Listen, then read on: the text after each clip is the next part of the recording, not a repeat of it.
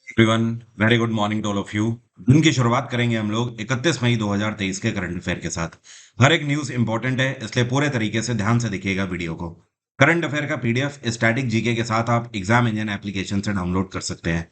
जब भी आप एप्लीकेशन को डाउनलोड करें तो एग्जाम इंजन को 5 स्टार रेटिंग देना ना भूलिए, क्योंकि डेली एग्जाम इंजन आपके लिए free of cost study material तो लाता ही है, और इसके अलावा हम पूरी कोशिश करते हैं कि आप तक रिकॉर्डेड और लाइव बैचेस ये सारे सबसे कम फीस में हम उपलब्ध कराते हैं। तो 5 स्टार रेटिंग एग्जाम इंजन के लिए बनती है। शुरू करते हैं आज का वीडियो, लेकिन सबसे पहले बात करेंगे कल के क्वेश्चन की। कल मैंने आपसे स्टैटिक जीके का एक क्वेश्चन पूछा था, और मेरा सवाल ये था कि खेल में सर्वोच्च सम्मान कौन सा दिया जाता है मेंटोरशिप के लिए। ध्यान रखिए, खिलाड़ियों की यहाँ पर बात नहीं हो रही थी, यहाँ पर बात हो रही थी मेंटोरशिप का सबसे बड़ा सम्मान कौन सा है खेल में। तो आंसर है इसका द्रोणाचार्य अवार्ड। जो बेस्ट मेंटोर होते हैं खेल में, इनको द्रोणाचार्य अवार्ड से सम्मानित किया जाता है। द्रोणाचार्य अवार्ड की शुरुआत सन 1985 में करी गई थी। इसके साथ 15 लाख रुपए की धनराशि दी जाती है। इसके अलावा अर्जुन अवार्ड की शुरुआत 1961 में करी गई थी, और इसके साथ भी 15 लाख रुपए की धनराशि दी जाती है। लेकिन अर्जुन पुरस्कार जो है, ये खिलाड़ियों को दिया जाता है। और मेजर ध्यानचंद खेल रत्न सम्मान जो है, जिसको पहले राजीव गांधी खेल रत्न सम्मान के नाम से जाना जाता था, ये खेल का भारत में सर्वोच्च सम्मान है। इसकी स्थापना 1992 में करी गई थी, और इसके साथ 25 लाख रुपए की धनराशि दी जाती है। अब चलिए शुरू करते हैं आज के करंट अफेयर। अभी हाल ही में भारतीय शास्त्रीय संगीत और संस्कृति को बढ़ावा देने के लिए इंटरनेशनल कन्वेंशन की शुरुआत करी गई है, जिसका 8वां संस्करण अभी हाल ही में कहां पर शुरू हुआ है। तो इसकी शुरुआत महाराष्ट्र के अंदर नागपुर में करी गई है।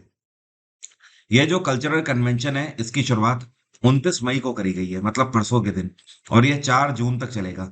इसका मेन उद्देश्य यह है कि भारत की संस्कृति को बढ़ावा देना। इसमें शास्त्रीय संगीत जो है, और भारत के जो स्पेशल थिएटर्स हैं, भारत के जो क्लासिकल डांसेस फॉर्म है, उन सभी को इसमें बढ़ावा देना मेन उद्देश्य है। और इसकी जो थीम है, ये इनक्रेडिबल इंडिया पर बेस्ड है। अगर बात करी जाए तो भारत से और पूरे दुनिया को मिलाकर 1500 से ज्यादा डेलीगेट्स इसमें हिस्सा ले रहे हैं। हर साल ये आयोजित किया जाता है, लेकिन पिछले टाइम में अगर देखें तो 2019 में इसको जेएनयू में दिल्ली में आयोजित किया गया था। उसके बाद कोविड पेंडेमिक की वजह से ये आयोजित नहीं हो पाया, और अब ये डायरेक्टली हो रहा है नागपुर में। अभी हाल ही में कौन से राज्य में वैज्ञानिकों ने चमगादड़ की एक नई स्पीसीज की खोज करी है, और इसका नाम क्या है? इसका नाम है मिनियोपेट्रस श्रिनी। तो यह जो चमगादड़ की नई प्रजाति है, इसकी खोज अभी हाल ही में करी गई है कर्नाटक राज्य के अंदर। और कर्नाटक में ये साइंटिस्ट कौन है? तो ये जूलॉजी साइंटिस्ट हैं। इनका नाम है डॉक्टर भार्गवी श्रीनिवासुलु। यहां पर मैं लिख देता हूं, भार्गवी श्रीनिवासुलु। और इनका बेटा है, इनके बेटे का नाम है आदित्य श्रीनिवासलु। इन दोनों ने मिलकर इस नए चमगादड़ की स्पीसीज की खोज करी है। अब ये जो चमगादड़ है, ये वेस्टर्न घाट में गुफाओं के अंदर पाया गया है। इसकी खास बात यह है कि इसके जो पंख हैं और टांगे हैं, ये इसका जो मेन शरीर है बीच वाला, उससे 2.5 गुना बड़े हैं। और कर्नाटक में इस टाइम पे सरकार किसकी है? तो अभी हाल ही में सरकार आई थी, और यहाँ पर कांग्रेस ने अपनी नई सरकार बनाई है। पहले यहाँ पर बिसावराज बोमई की सरकार थी, और कांग्रेस की सरकार में अभी हाल ही में यहाँ के नए मुख्यमंत्री बने हैं सिद्धार्थ मैया। और यहाँ पे गवर्नर कौन है? थावर चंद गहलोत हैं इस टाइम पे गवर्नर कर्नाटक के। आंध्र प्रदेश में वाई एस जगन रेड्डी की सरकार है। केरल में पिनाराई विजयन की सरकार है। तमिलनाडु के मुख्यमंत्री हैं एम के स्टालिन। कर्नाटक से मुझे याद आया कि हर साल कहीं ना कहीं किसी ना किसी पेपर में एक क्वेश्चन पूछा जाता है कर्नाटक से रिलेटेड, और वो ये है कि आपसे पूछा जाता है कर्नाटक का एक फोक डांस जिसका नाम है यक्षगान। क्या बोलते हैं? यक्षगान। अब ये जो डांस है, ये एक फोक डांस है जो कि कर्नाटक में मूल रूप से किया जाता है। इसके अलावा तमिलनाडु के भी कुछ हिस्सों में ये परफॉर्म किया जाता है, लेकिन मूलतः कर्नाटक का ही है ये। अभी हाल ही में ये कौन सा बैंक है जिसको बेस्ट बैंक का अवार्ड दिया गया है अपने एनपीओ को सबसे कम करने के लिए? तो 2022 से 23 के सत्र में यह बैंक है बैंक ऑफ महाराष्ट्र।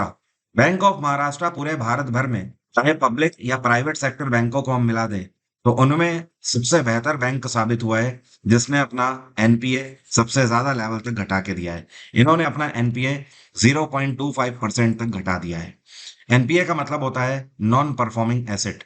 देखिए, नॉन परफॉर्मिंग एसेट का मतलब क्या है? कोई भी बैंक जब लोन दे देता है, ठीक है? अब ये लोन जो है बैंक ने दिया है, इसकी वसूली भी करनी है, इंटरेस्ट के साथ इसको वसूलना है। तो बैंक कई बार लोन दे तो देते हैं लेकिन उसे वसूल नहीं पाते हैं, और जब वसूल नहीं पाते हैं तो एक सर्टेन टाइम के बाद, कुछ सालों के बाद, उन्हीं को आरबीआई की तरफ से एनपीए में डिक्लेयर कर दिया जाता है, मतलब नॉन परफॉर्मिंग एसेट। मतलब मोटा मोटा आप इसे मरा हुआ पैसा बोल सकते हो, कि पैसा बाजार में चला तो गया लेकिन आप उसे वसूल नहीं पाए। तो ये वसूलने की जिम्मेदारी भी बैंकों की ही होती है। अर्थात एनपीए की वजह से आज तक बहुत बड़े-बड़े बैंक डूबते हुए देखे गए हैं। तो बैंक ऑफ महाराष्ट्र ने एनपीए के लेवल में सबसे बेहतर कार्य किया है। इसके अलावा अगर बात करें तो दूसरे नंबर पे एचडीएफसी बैंक रहा है। एचडीएफसी ने जो अपना एनपीए है, इसको 0.27% तक निचले स्तर पर लाकर दिखाया है। तीसरे नंबर पे कोटक महिंद्रा बैंक रहा। कोटक ने जो एनपीए है अपना, ये 0.37% तक घटा दिया है। तो ये है टॉप 3 बैंक एनपीए जिन्होंने सबसे कम घटाकर प्रतिशत तक बनाए रखा है। और बैंक ऑफ महाराष्ट्र जो है, इसकी स्थापना 1935 में करी गई थी। इसका हेडक्वार्टर है पुणे। और बैंक ऑफ महाराष्ट्र के जो सीईओ हैं, ये हैं ए एस राजीव। कौन है? A S Rajeev. बाकी एचडीएफसी बैंक की स्थापना 1994 में करी गई है। पीएनबी की स्थापना 1894 में। और स्टेट बैंक ऑफ इंडिया 1955। ध्यान रखिएगा, पंजाब नेशनल बैंक जो है पीएनबी, ये भारत का सर्वप्रथम स्वदेशी बैंक है। मतलब जब पंजाब नेशनल बैंक की स्थापना करी गई थी तो इसमें सभी भारतीयों के शेयर थे, किसी भी नॉन इंडियन का शेयर इसमें नहीं था। और इसके संस्थापक कौन है? लाला लाजपत राय। अभी हाल ही में एक कंपनी है जिसका नाम है गोल्डमैन सैच। तो गोल्डमैन सैच एक फाइनेंशियल कंपनी है। इन्होंने 2023 के लिए भारत का जीडीपी कितना फोरकास्ट किया है? तो गोल्डमैन सैच की रिपोर्ट के आधार पर इन्होंने प्रिडिक्शन दिया है 6.3% का। इसके अलावा और भी प्रिडिक्शंस आप ध्यान रखिएगा, जैसे कि वर्ल्ड बैंक ने भारत के लिए जीडीपी ग्रोथ प्रिडिक्ट किया है 6.3%, सेम किया है। इसके अलावा स्टेट बैंक ऑफ इंडिया का कई बार आपसे पूछ देता है, तो एसबीआई ने 6.8% का प्रिडिक्शन दिया है।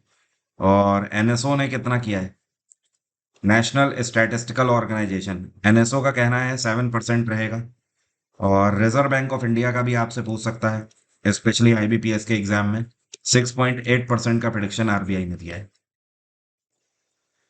ये कौन सी कंपनी है जिसने अभी हाल ही में जीएम पोर्टल के साथ एक पैक्ट साइन किया है, और इस पैक्ट के तहत अब ये भारत में जितने भी गवर्नमेंट ऑफिसेज हैं, एजेंसीज हैं, पब्लिक सेक्टर यूनिट हैं, उनके जो कर्मचारी हैं, उनको टैक्सी सर्विसेज प्रोवाइड करने का काम करेंगे। तो ये है उबेर। अब देखिए, होता क्या है कि जैसे मान लीजिए कि कल को आप किसी सरकारी संस्थान में लगते हैं, ठीक है? तो जब आप अधिकारी बनेंगे तो उस समय पे आपके डिपार्टमेंट की जिम्मेदारी होगी कि आपको घर तक की कैब दी जाएगी, डेली सुबह आने के लिए और शाम को घर आपके भेजने के लिए। तो अब इसमें क्या है कि भारत सरकार ऐसा चाहती है कि थोड़ा सा लोड डिपार्टमेंट का कम कर देना चाहती है। इसके लिए इन्होंने उबेर के साथ पैक्ट साइन किया है। अब उबेर से ये जो पोर्टल है, ये पोर्टल में जीएम का मतलब है गवर्नमेंट ई मार्केट प्लेस। ये भारत सरकार का पोर्टल है। इसमें उबेर को रजिस्टर कर दिया गया है क्या कि सरकार की तरफ से कुछ अधिकारियों को नियुक्त किया जाएगा। इन अधिकारियों की जिम्मेदारी होगी कि ऐसे अधिकारी जिनको ये फैसिलिटी मिलनी है, उनके लिए उबेर से कांटेक्ट करके उनकी टैक्सीज को प्रेमाइसेस तक पहुंचाने और लाने का काम करें। अब देखिए, इसमें क्या है कि टैक्सी आई आपको लेने आएगी, आपको ऑफिस आपके छोड़ने जाएगी, आप जहां कहीं भी रुकेंगे, वो सब आपकी हेडेक नहीं है। बट ये गवर्नमेंट को पर आवर के हिसाब से चार्ज करेंगे, और जितना भी इनका पैसा बनेगा वो उबर भेज देगा आपके डिपार्टमेंट को, और आपका डिपार्टमेंट इनको पेमेंट कर देगा। तो अल्टीमेटली अब उबर के ऊपर रिस्पॉन्सिबिलिटी आ रही है कि ये जितने भी पीएसयूज हैं, एजेंसीज हैं, गवर्नमेंट ऑफिसर्स हैं, उनके कर्मचारियों को टैक्सी सर्विसेज प्रोवाइड करेंगे। उबर एक अमेरिकी कंपनी है। इसकी स्थापना साल 2009 में करी गई थी। इसका हेडक्वार्टर है कैलिफोर्निया। अभी हाल ही में Nexa international Indian film academy, जिसको आईफा भी बोला जाता है, तो नेक्सा आईफा 2023 का जो 23वां संस्करण है, इसका आयोजन कौन से देश में किया गया है? देखिए, जो आईफा है इसकी शुरुआत कब करी गई थी? तो इसकी शुरुआत करी गई थी साल 2000 में। तभी तो आप देख रहे हो कि इस बार 2023 में इसका 23वां संस्करण आयोजित किया जा रहा है। तो इस बार का इसका संस्करण यूएई में आयोजित किया जा रहा है, यूनाइटेड अरब अमीरात में। और यूएई में कहां पर? इसकी कैपिटल में अबू धाबी में। अब देखिए इसमें एक लंबी चौड़ी लिस्ट है जो कि आपको ध्यान रखनी होगी। जैसे कि इस बार आईफा को होस्ट किसने किया? तो इस बार इसको होस्ट करने में दो लोग थे। एक तो विकी कौशल ने होस्ट किया है और साथ में अभिषेक बच्चन ने। बेस्ट एक्टर का अवार्ड ऋतिक रोशन को यहाँ पर दिया गया है विक्रम वेदा के लिए। बेस्ट एक्ट्रेस का अवार्ड आलिया भट्ट को दिया गया है और इनकी मूवी आई थी गंगूबाई काठियावाड़ी, उसके लिए इनको सम्मानित किया गया है। बेस्ट फिल्म रही अजय देवगन की दृश्यम 2। इसके अलावा बेस्ट डायरेक्टर का अवार्ड आर माधवन को दिया गया है। इनकी एक मूवी आई थी रॉकेटरी द नाम भी इफेक्ट, जिसके लिए इनको सम्मानित किया गया है। इसके अलावा और भी कई सारे अवार्ड हैं जो कि मैंने आपको पीडीएफ में दिए हुए हैं, तो वो आप जरूर डाउनलोड करके देख लीजिएगा। यूएई की कैपिटल है अबू धाबी, बहरीन की कैपिटल है मनामा, कतर की कैपिटल है दोहा और यूएसए की कैपिटल है वॉशिंगटन। अभी हाल ही में भारत के सेंट्रल विजिलेंस कमिश्नर के रूप में किसको अपॉइंट किया गया है? बहुत इंपॉर्टेंट क्वेश्चन है, जरूर आपसे पूछा जाएगा किसी ना किसी शिफ्ट में। तो 2023 में अभी हाल ही में सेंट्रल विजिलेंस कमिश्नर के रूप में अपॉइंट किए गए हैं, ये हैं पीके श्रीवास्तव, प्रवीण कुमार श्रीवास्तव। और श्रीवास्तव जी अभी हाल ही में जनवरी के महीने में रिटायर हुए हैं। सीनियर आईएएस अधिकारी थे 1988 बैच के। और जब ये अपने कार्यकाल में इन्होंने ज्वाइन किया था तो उस टाइम पे आसाम और मेघालय कैडर से इन्होंने ज्वाइन किया था। इसके अलावा जब इनका रिटायरमेंट अभी हुआ है तब ये सेक्रेटरी पोस्ट से रिटायर हुए थे। और अभी तक अगर बात करें तो ये एक्टिंग सेंट्रल विजिलेंस कमिश्नर के रूप में कार्यरत थे और अब ये परमानेंट सेंट्रल विजिलेंस कमिश्नर होंगे। भारत में सेंट्रल विजिलेंस कमिश्नर का जो कार्यकाल है ये 4 साल का होता है और इनकी रिटायरमेंट एज 65 साल होती है। दोनों में से जो भी कंडीशन होगी उस आधार पर ये रिटायर हो जाते हैं। और सेंट्रल विजिलेंस कमिश्नर का अपॉइंटमेंट कौन करता है? तो इनका अपॉइंटमेंट भारत के राष्ट्रपति के द्वारा किया जाता है। तो द्रौपदी मुर्मू ने इनका अपॉइंटमेंट किया है। द्रौपदी मुर्मू अभी हाल ही में भारत की राष्ट्रपति बनी है और ये भारत की कौन सी राष्ट्रपति हैं? 15वीं 15। अभी हाल ही में डब्ल्यूएचओ की तरफ से उनके एक्सटर्नल ऑडिटर के रूप में किसको री इलेक्ट किया गया है? तो ये भारतीय मूल के हैं गिरीश चंद्र मुर्मू। इवन गिरीश चंद्र मुर्मू इस टाइम पर भारत के सीएजी भी हैं, controller and auditor general of India. Girish Chandra Murmu पहली बार डब्ल्यूएचओ के एक्सटर्नल ऑडिटर नहीं बन रहे हैं। पहली बार इनको 2019 में अपॉइंट किया गया था, 2023 तक के लिए, ठीक है, 4 साल तक के लिए। अब 2023 में इनका कार्यकाल खत्म हो रहा था तो अभी हाल ही में स्विट्जरलैंड के जिनेवा में डब्ल्यूएचओ की मीटिंग हुई और वहीं पर वोटिंग करी गई। तो एक बार फिर से लोगों की सहमति इसी में थी। लोग चाहते थे, जितने भी मेंबर हैं डब्ल्यूएचओ की इस कमेटी के, सबका कहना है कि गिरीश चंद्र मुर्मू को ही एक्सटर्नल ऑडिटर फिर से बनाया जाए और सभी ने वोटिंग इनके फेवर में करी। तो अभी अगले 4 साल के लिए फिर से अपॉइंट किए गए हैं। 2019 से 23 तक अब इनका कार्यकाल खत्म हो रहा है। अब 23 से 27 तक के लिए ये अपॉइंटेड होंगे डब्ल्यूएचओ में। तो भारत के सीएजी तो हैं ही, एक्सटर्नल ऑडिटर का कार्यकाल यहाँ पर भी संभाल रहे हैं। डब्ल्यूएचओ की स्थापना 1948 में करी गई थी। इसका हेडक्वार्टर है जिनेवा और इसके सेक्रेटरी जनरल हैं टेड्रोस एडनैन। क्या नाम है? टेड्रोस एडनैन। अभी हाल ही में नाइजीरिया के नए राष्ट्रपति के रूप में किसको अपॉइंट किया गया है? तो नाइजीरिया के नए राष्ट्रपति के रूप में शपथ ग्रहण करी है, इनका नाम है बोला अहमद तिनुबू। क्या नाम है? बोला अहमद तिनुबू। तो ये बने हैं नए राष्ट्रपति। और ये जो आपको पिक्चर में दिखाई दे रहे हैं ये कौन है? तो ये यहाँ के वाइस प्रेसिडेंट अपॉइंट किए गए हैं। और इनका नाम क्या है? तो इनका नाम ध्यान रखिएगा, यहाँ पर मैं लिख देता हूँ, काशिम शेट्टिमा। काशिम शेट्टिमा इनका नाम है, ठीक है, शेट्टिमा। तो कासिम शेट्टिमा उपराष्ट्रपति बने हैं और राष्ट्रपति बोला अहमद टिनुबू बने हैं, टिनुबू। और नाइजीरिया की कैपिटल क्या है? इसको बोलते हैं अबूजा। नाइजीरिया में करेंसी चलती है नायरा। क्या बोलते हैं? नायरा। आईपीएल 2023 का समापन हो चुका है, हम सभी को पता है। इस बार चैंपियन कौन रहे? तो चेन्नई सुपर किंग्स चैंपियन रही फाइनल में। और किसको हराया फाइनल में? गुजरात टाइटंस को हराया। इसके अलावा आईपीएल में अब आपसे कई क्वेश्चन बनने की उम्मीद है, जैसे कि आईपीएल का इस बार कौन सा संस्करण खेला गया? तो आईपीएल का 16वां सीजन था इस बार। दूसरी चीज, चेन्नई ने कौन सी बार आईपीएल जीता है? 5वीं बार आईपीएल जीता है, एमएस धोनी की कप्तानी में ही। इसके अलावा आपको ध्यान रखना है ऑरेंज कैप इस बार किसको मिली, मतलब सबसे ज्यादा रन जो बनाता है, शुभम गिल ऑरेंज कैप रहे। पर्पल कैप कौन रहे? तो ये रहे मोहम्मद शमी, सबसे ज्यादा विकेट लेकर 28 विकेट इन्होंने लिए हैं मोहम्मद शमी ने। इसके अलावा fair play of the season Ajinkya Rahane रहे हैं। अब अगर फाइनल की बात करें तो जब इसका समापन हुआ है तो player of the match Devon Conway रहे हैं। Catch of the match M S Dhoni को मिला है और striker of the match Ajinkya Rahane रहे। और एक और इम्पोर्टेंट आपसे पूछ सकता है इसमें क्वेश्चन कि most valuable player of the season कौन रहे, तो ये भी शुभम गिल रहे हैं। अभी हाल ही में मलेशिया मास्टर्स 2023 जो कि एक बैडमिंटन खिताब है, इसका पुरुष एकल खिताब किसने जीता है? तो ये भारतीय मूल के हैं एच एस प्रणॉय। और इसके साथ इनको 31,500 यूएस डॉलर की धनराशि भी मिली है। तो ये करीब करीब होता है 25 लाख रुपए की धनराशि, इंडियन रुपी में अगर बात करें तो इनको मिली है। और इन्होंने फाइनल में जिसको हराया है तो इनका नाम है विंग होंग यांग। यहाँ पर मैं लिखता हूँ विंग होंग यांग। तो यांग जो है ये एक चाइनीज खिलाड़ी है जिनको भारतीय खिलाड़ी एच एस प्रणॉय ने हराया है। अभी हाल ही में हॉकी का इंडिया सब जूनियर मेंस नेशनल चैंपियनशिप 2023 का 13वां संस्करण कौन सी टीम ने जीता है? तो इस बार उत्तर प्रदेश की टीम ने फाइनली इस इवेंट को जीत लिया है। फाइनल में उत्तर प्रदेश की टीम ने उड़ीसा की टीम को हराया। तो गोल्ड जीता है इस बार उत्तर प्रदेश ने। सिल्वर जीता है इस बार उड़ीसा ने।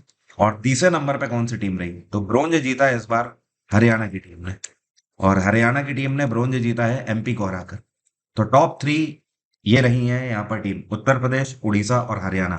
इस बार का जो इंडिया सब जूनियर मेंस नेशनल चैंपियनशिप है, इसका आयोजन उड़ीसा में ही किया गया और जो इसका फाइनल खेला गया है ये बिरसा मुंडा हॉकी स्टेडियम उड़ीसा में खेला गया है। वर्ल्ड हंगर दिवस अभी हाल ही में कौन से दिन मनाया गया? ये दिवस हर साल 28 मई को मनाया जाता है।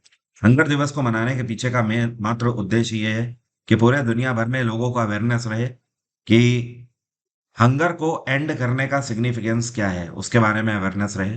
कहने का मतलब यह है कि लोग कुपोषण का शिकार ना हो। अगर लोग कुपोषण का शिकार होते हैं तो कहीं ना कहीं केवल एक या दो या 100 व्यक्ति नहीं, पूरा का पूरा एक जनरेशन खराब हो जाता है।